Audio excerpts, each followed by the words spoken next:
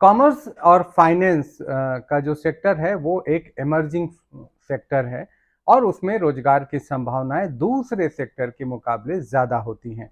और जैसा कि आपको नाम से ही पता है कि कॉमर्स कॉमर्स का मतलब किसी भी तरह का ट्रेड, चाहे वो इंडिविजुअल उसमें इन्वॉल्व हो, चाहे कंपनीज इन्वॉल्व हों और चाहे सरकारों के बीच का कोई ट्रेड हो।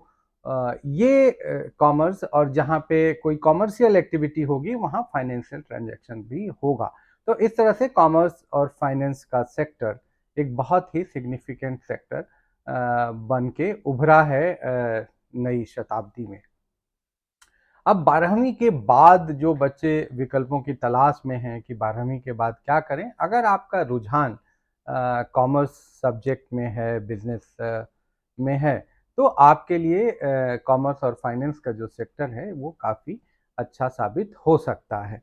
अब इसमें देखिए, किसी भी तरह की कोई भी जो फाइनेंशियल एक्टिविटीज़ चलती है वो आपके कॉमर्शियल नॉलेज के बगैर नहीं चलती है। एक ट्रेडिशनल व्यापार होता था जिसमें एक्सचेंज होती थी पहले चीज़ें, कि आपने अनाज दिया और आपको कोई सामान मिल गया। फिर धीरे धीरे इसमें मुद्रा आई, करेंसीज आई, और फिर अलग अलग देशों की करेंसीज आई, फिर उसका एक्सचेंज रेट तय हुआ और इसके हिसाब से कुछ देशों की करेंसी मजबूत और कुछ देशों की करेंसी कमज़ोर होती रहती है, और देशों की समृद्धि के हिसाब से वो ऊपर नीचे होती रहती है। करेंसी की जो स्थिति है वो उसमें बदलाव आता रहता है। लेकिन फिर भी जो आर्थिक रूप से सक्षम देश हैं उनकी करेंसी तो मजबूत होती ही है। अब अगर 12वीं में आपने कॉमर्स पढ़ा है या कॉमर्स नहीं भी पढ़ा है, आपने मैथ्स पढ़ी है और साइंस पढ़ी है, तो आपके लिए ये बीकॉम का भी रास्ता खुलता है, बैचलर इन कॉमर्स, जिसमें पास कोर्स और बैचलर ऑनर्स दोनों तरह के कोर्सेज होते हैं। आपके पास बीबीए फाइनेंस का भी रास्ता खुलता है, बैचलर ऑफ बिजनेस एडमिनिस्ट्रेशन, तो इसमें भी आप जा सकते हैं और आप ग्रेजुएशन की डिग्री ले सकते हैं। जैसा कि आपको पता है कि न्यू एजुकेशन पॉलिसी 2020 में अब 12वीं के बाद आपको 4 साल का कोर्स करना पड़ेगा ग्रेजुएशन के लिए। तो ये 12वीं के बाद 4 साल के कोर्स हैं, जिसमें BCom honours, BCom pass course, BBA और बीएससी फाइनेंस। बीएससी फाइनेंस भी कुछ विद्यालय और कुछ विश्वविद्यालय डिग्री देते हैं, बीएससी फाइनेंस की डिग्री देते हैं।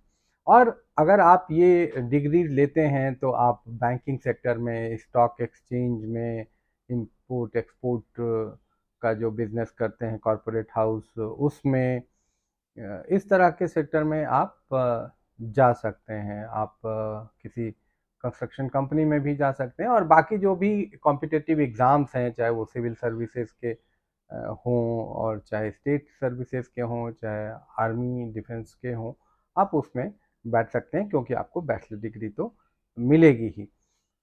अब जो आपने सुना होगा कि चार्टर्ड अकाउंटेंसी है और कंपनी सेक्रेटरी, ये भी दोनों कोर्स बहुत अच्छे हैं, और इन दोनों कोर्सेज के लिए आपको कॉमर्स का बैकग्राउंड होना बहुत ज़रूरी है। तो अगर आपने बीकॉम किया या बीएससी फाइनेंस किया है, तो आप चार्टर्ड अकाउंटेंसी और कंपनी सेक्रेटरी के कोर्स करके भी आप खुद अपना दफ्तर खोल सकते हैं, कंसल्टेंसी दे सकते हैं, और किसी कंपनी में आप जॉब तो कर ही सकते हैं। और इसमें अच्छा खासा पैसा भी है, तो इसलिए बहुत लोग इस सेक्टर में आना चाहते हैं।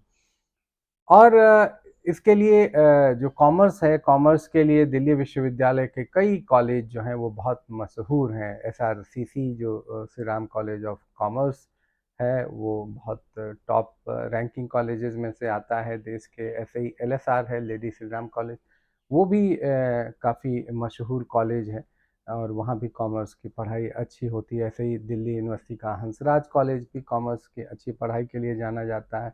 लोयोला कॉलेज चेन्नई, वो भी जाना जाता है अपने कॉमर्स के स्पेशलाइजेशन के लिए। ऐसे ही मीठीबाई कॉलेज मुंबई को भी और नरसी मुंजी जो कॉलेज है वो भी कॉमर्स और बिजनेस एडमिनिस्ट्रेशन की पढ़ाई के लिए जाना जाता है। तो और देश में और भी बहुत सारे विश्वविद्यालयों में कॉमर्स की पढ़ाई होती है, तो आप अपनी सुविधा और अपने स्थान के हिसाब से कॉमर्स सब्जेक्ट का चुनाव कर सकते हैं और इसमें अपना करियर बना सकते हैं।